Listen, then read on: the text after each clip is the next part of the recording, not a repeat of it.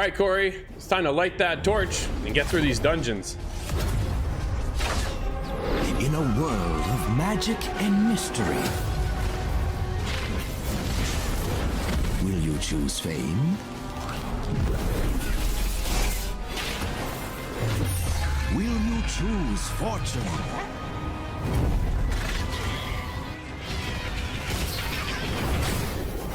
Or the future of the frontier? Cory, you and I jumped into Torchlight 3 over on the Xbox. You recently actually had an interview with Max talking about the game, and now we went hands-on. What are you thinking about Torchlight 3? Well, we got to review Torchlight 2 on the Switch a little while ago, and that game, I never played the first game, so I was really surprised. I jumped in this game. I love this game. So when I got the opportunity to talk to Max Schaefer, the CEO of Ekra Games, is actually the developer of Torchlight 3. He kind of got, let me know some of the changes that we got this year compared to last year's game. And the biggest one is the 2 new character classes when you first jump into the game. And that is the Forged class and the Railmaster class. And we do have the Sharpshooter and the Dusk Mage, which is actually really cool. There was a bunch of customization right off the bat when I jumped into this, especially when I picked my character, which was Forged. I wanted to go with the new one, and Max actually kind of leaned me in that direction a little bit because he said that was the one he was going for. I'm like, well, if the CEO's going to pick Forged, I got to check out this class, right? Yeah, and let me tell you, I'm definitely not disappointed jumping into this game because we get these, these RPG dungeon crawling elements all the way through. I just like the ability that I have with the Forged class. Like, I know you went with the Sharpshooter, and I'll let you get into that in a little bit here, but I get a little bit of ranged and close combat if I want, depending on how I build my character in this game. And it was a lot of fun to be able to customize this, because now that your skill tree is a little more prevalent in the menu system, because last year it was bogged down a little bit and it was hard to find, now it's kind of right in your face and you can kind of customize it on the go when you're kind of ripping through some of these dungeon areas. But I'm not going to get into too much yet. I had a lot of fun, Drew. What did you kind of think when you first jumped into this one? Well, that was initially everything opens up obviously with a cutscene, and then you start building out your character, right? And I was kind of hoping for a little bit more customization when it came to stylizing my character. Picking the face seemed pretty limited, a couple of little hairstyles here or there.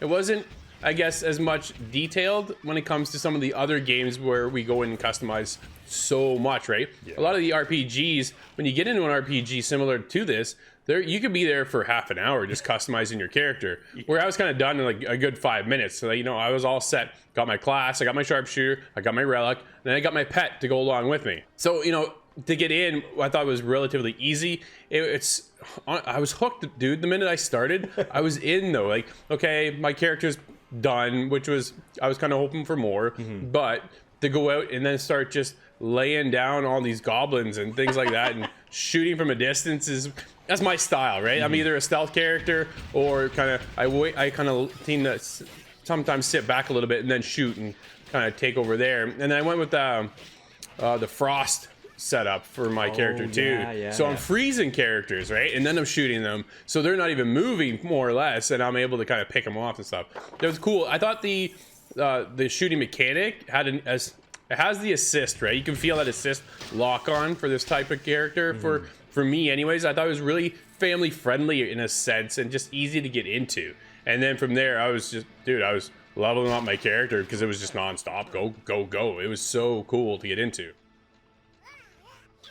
The button layout is done nicely. We're using the A, B, X, Y buttons for all our attacks, and then it stacks with more attacks if you hold left trigger, and then you can expand your attack list even farther. And it was implemented in a way where it felt really natural when you're playing with the controller, right? And like you said, there is definitely an assist, and even as the Forged character gets like a chest cannon, and I can basically just fire that thing like a Gatling gun, and sometimes if I'm in a crew, it's just like, I'm right around, it's just taking this guy out, and he's just kind of spinning around. So I mean, there is definitely parts of this game where you feel like maybe it's a little too easy, but there's a few game modes here too. We both played on normal, where it kind of allows you to get into the story a little bit more, but also kind of enjoy the amount of action they kind of throw at you. But we do have a few other difficulty levels above that, where we're getting harder characters and more of them. So you can definitely ramp this up if you are looking for a tougher run through some of these levels. But I do like the ability to customize, like you said, our runes. And that was kind of the way, we get to pick a class character. There's only 4, so, there isn't a ton here. But being able to pick this kind of rune, and there's 5 different runes, 6 actually, I think, it allows you to customize your play a little bit more. You pick the ice, I picked the electric, which I thought would kind of suit the robot pretty well. And let me tell you, it's sweet. Like, I can have lightning storms coming down, and like it's cool. Super cool, right? And we've got there was Bane, Poison, and I think also like a blood one as well. So there was quite a few. Yeah, there was quite a few cool relics that really allowed you to kind of fully customize your play experience when you go through this dungeon crawler. Yeah, I like the skill tree. I thought it was super easy to find and get into, and then you can see which way you wanted to kind of customize and build out your loadout kind of thing for your character. And to get in there, and you can kind of soup up one of the abilities and get that to the next level, or you can kind of keep branching out. The higher you get in the level, obviously it unlocks other abilities and stuff. And it was just like, man, it was cool. Like, I got a frost monster walking around, like it was awesome. Cory, one of the focuses on Torchlight games are the multiplayer, and you and I jumped into the single player and then wanted to hook up together and play the multiplayer, but little did we know you actually had to do the multiplayer first. So basically what's happened is we played hours upon hours of single player, the story, the campaign, everything moving forward, grinding up our character, thinking Cory and I can meet up online together and just continue on from there.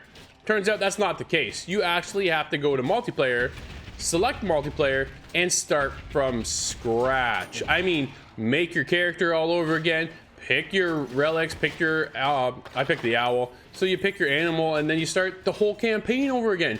So here's an inside tip: if you're getting the game for Torchlight 3, just start multiplayer. There is no point in playing the single player, which was a little baffling to both of us, I think, Cory. Yeah, it was. You know what, it is definitely the most disappointing portion, because I mean, I don't know of a game that I can think of, at least off the top of my head, that does this.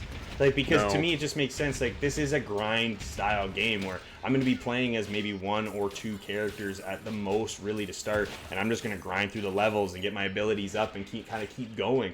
But if I can't just take my character when I'm playing by myself and jump in and play with my friends online with that same character, if I started in just the single player mode, it's super disappointing, right? Like, I like Torchlight 3. I'm having a blast playing the game, so I don't mind jumping in and grinding in and playing, and playing more, but I don't want to have to play through that same story that I just played. And maybe I don't think it's any fault of our own. I don't believe it prompts you early on that, if you pick one over the other, where you're going to end up with this. So again, I think as a good kind of initial tip for this game, make sure you play on the multiplayer mode right from the beginning. It's the same as single player, but at least if you get to play with other people because they're in the world with you, or you can bring your friends in, because that is definitely a big hit here. One of my favorite parts of the game, the fort. You have your own fort, man. I love this stuff.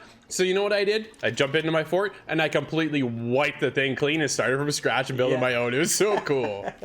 The fort is definitely a really cool aspect that they brought in, and I think you definitely going to take more advantage of it in the multiplayer side of things, because people can come across your fort and kind of check it out as they're kind of roaming the world as well. But there's a ton of customization here. Like, we can change all the kind of decorations as we find new ones, as we go throughout the worlds. But then we have different stations that allow us to use some of the materials that we've mined and build certain things and allow us to upgrade certain pieces of equipment. So the fort really brings this whole level of customization that you definitely don't necessarily need in a game like this, because it's already so full with things that you can do, especially with just building your character. But to have this as a bonus, I think, is like a huge plus for this game. So I mean, maybe if we played single player first instead of multiplayer, so we got a hit on this game. But if you play from multiplayer and you get all these things, man, it's pretty awesome package.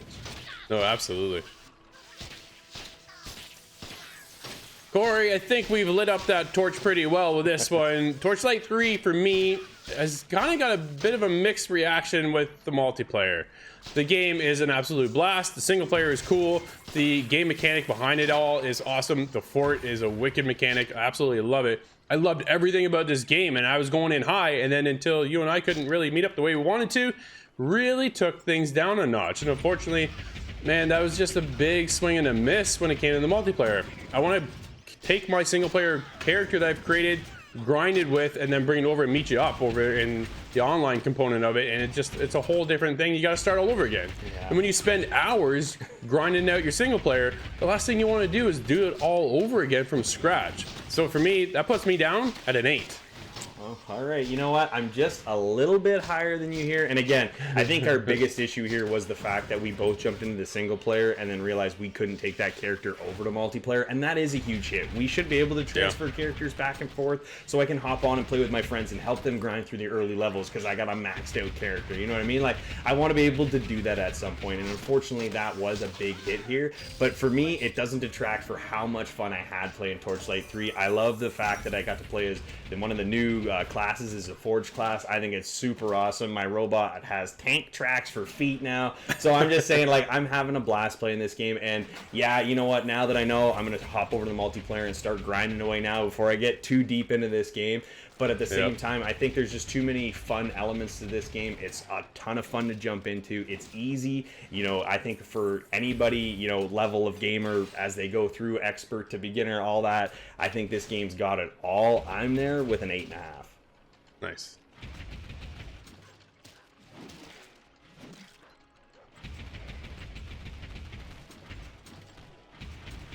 Torchlight 3 has great gameplay and awesome character design. And the two new classes, Forged and Railmaster, are a really nice addition, and the menu rework this time around looks really, really good. But the fact that I can't bring my single player character over to the multiplayer side of things is definitely a big upset.